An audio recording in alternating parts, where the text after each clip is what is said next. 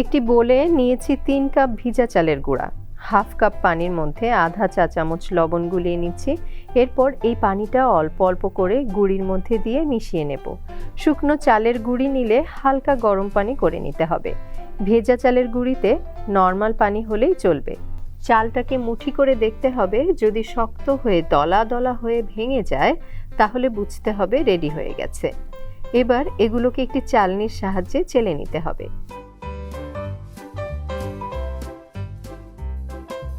প্রথমে এর মধ্যে কিছু শুকনো চালের গুঁড়ো দিয়ে মুছে নিতে হবে। এরপর দিতে হবে চালের গুঁড়ো, তার উপরে গুড় দিয়ে দিতে হবে। এরপর কোড়ানো নারকেল দিয়ে দিতে হবে, তার উপরে আবার চালের গুঁড়ি দিয়ে ঢেকে দিতে হবে। আবারও একটি গুড়ের লেয়ার দিয়ে চালের গুঁড়ি দিয়ে ঢেকে দিতে হবে। এভাবে সব শেষে জুলিয়ান কাট করা নারকেল দিয়ে দেব। এরপর একটা ভেজা সুতি কাপড়ের মধ্যে পিঠা নিয়ে নিতে হবে। ভাপে দেওয়ার জন্য রেগুলার রান্না করার হাঁড়ির মধ্যে আমি অর্ধেকটা পরিমাণ পানি নিয়ে নিয়েছি। আর পানিটা যখন ফুটে উঠবে, পানির উপরে আমি এইরকম একটা ছাঁকনি বসিয়ে দিয়েছি। এরপর কাপড়টা দিয়ে আবার পিঠাটাকে মুড়িয়ে দেব, যেন ভাপের কোনো পানি পিঠাতে না পড়ে।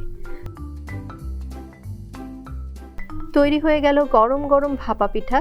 এবারে পরিবেশন করার পালা।